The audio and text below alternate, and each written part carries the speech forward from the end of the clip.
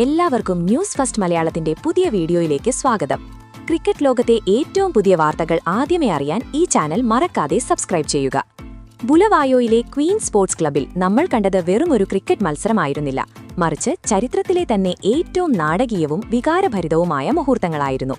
ഒരിടത്ത് ഇന്ത്യൻ ആരാധകർ വിജയത്തിന്റെ ലഹരിയിൽ ആറാടുമ്പോൾ, മറുവശത്ത് പാകിസ്ഥാൻ ക്രിക്കറ്റ് മുഴുവൻ ഒരു ശവപ്പറമ്പ് പോലെ നിശബ്ദമായിരിക്കുന്നു. 2026 ICC അണ്ടർ-19 ലോകകപ്പിലെ ഏറ്റവും നിർണായകമായ സൂപ്പർ 6 പോരാട്ടത്തിൽ ഇന്ത്യയുടെ യുവസിംഹങ്ങൾ പാകിസ്ഥാനെ വെറും തോൽവിയിലേക്കല്ല, മറിച്ച് അവരുടെ ലോകകപ്പ് സ്വപ്നങ്ങളെ എന്നേക്കുമായി തകർത്തെറിഞ്ഞ ഒരു വമ്പൻ ദുരന്തത്തിലേക്കാണ് തള്ളിവിട്ടത്. അതെ, പാകിസ്ഥാനിനി ഔദ്യോഗികമായി ലോകകപ്പിന് പുറത്ത്.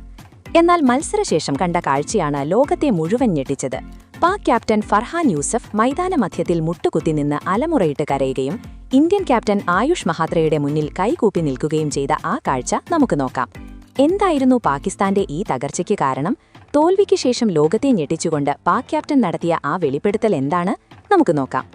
ബുലവായോയിലെ ആകാശത്ത് കാർമേഘങ്ങൾ ഉരുണ്ടുകൂടിയപ്പോൾ തന്നെ ഒരു യുദ്ധത്തിനുള്ള കളം ഒരുങ്ങിയിരുന്നു. ടോസ് നേടിയ പാക് ക്യാപ്റ്റൻ ഫർഹാൻ യൂസഫ് പിച്ചിലെ ഈർപ്പവും സാഹചര്യങ്ങളും മുതലെടുക്കാൻ ഇന്ത്യയെ ബാറ്റിംഗിനയച്ചു. തുടക്കത്തിൽ ആ തീരുമാനം ഇന്ത്യയുടെ നെഞ്ചിൽ തറച്ചൊരു കഠാര പോലെയായിരുന്നു.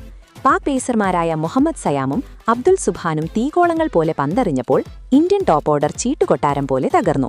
വെറും 47 റൺസ് എടുക്കുന്നതിനിടെ ഇന്ത്യയുടെ 3 വമ്പൻ വിക്കറ്റുകൾ കൂടാരം കയറി. ഇതിലേറ്റവും വലിയ ഞെട്ടൽ ഇന്ത്യൻ ക്യാപ്റ്റൻ ആയുഷ് മഹാത്രെ 0-ന് പുറത്തായതാണ്.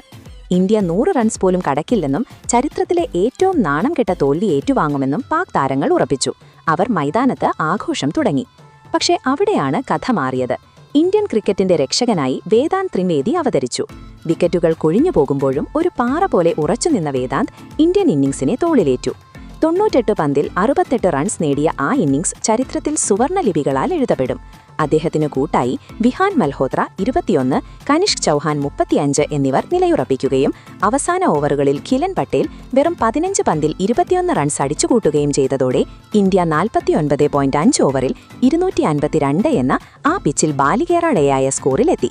പാകിസ്ഥാന്റെ അഹങ്കാരത്തിനേറ്റ തിരിച്ചടിയായിരുന്നു അത്. 252 റൺസ് പിന്തുടർന്ന പാകിസ്ഥാൻ ഇന്ത്യൻ ബൌളർമാർ വിരിച്ച വലയിൽ ഈച്ചകളെ പോലെ കുടുങ്ങി. ഒടുവിൽ അവസാന വിക്കറ്റും വീണപ്പോൾ പാകിസ്ഥാന്റെ ലോകകപ്പ് സ്വപ്നങ്ങൾ ബുലവായോയിലെ മണ്ണിൽ അലിഞ്ഞുചേർന്നു.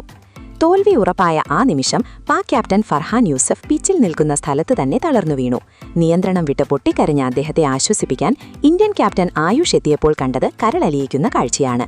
വിറയ്ക്കുന്ന കൈകളോടെ ആയുഷിന്റെ മുന്നിൽ കൈകൂപ്പിയ ഫർഹാൻ ആയുഷിന്റെ കാലിൽ വീഴാൻ തുനിഞ്ഞുകൊണ്ട് പറഞ്ഞു, "ഇന്ന് നിങ്ങൾ ഞങ്ങളെ കളിയിൽ മാത്രമല്ല കായിക മനോഭാവത്തിലും തോൽപ്പിച്ചു."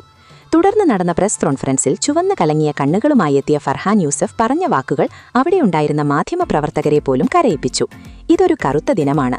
എന്റെ ഹൃദയം തകർന്നിരിക്കുന്നു. ഞങ്ങളെ വിശ്വസിച്ച കോടിക്കണക്കിന് ജനങ്ങളോട് എന്തു മറുപടി പറയുമെന്ന് എനിക്കറിയില്ല. ഞങ്ങൾ ചരിത്രം സൃഷ്ടിക്കുമെന്ന് കരുതി. പക്ഷേ ഇന്ത്യ ഞങ്ങളെ യാഥാർത്ഥ്യം പഠിപ്പിച്ചു." ഇടറിയ ശബ്ദത്തോടെ ഫർഹാൻ പറഞ്ഞു.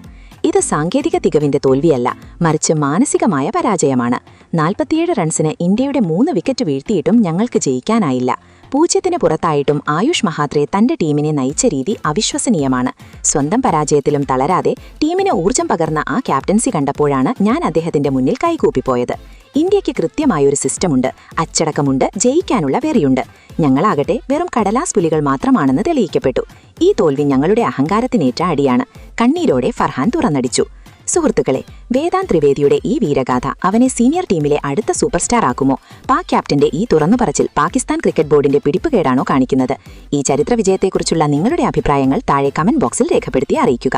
അപ്പോൾ ഇതുപോലത്തെ കൂടുതൽ ക്രിക്കറ്റ് വാർത്തകൾക്കായി ഈ ചാനൽ മറക്കാതെ സബ്സ്ക്രൈബ് ചെയ്യുക.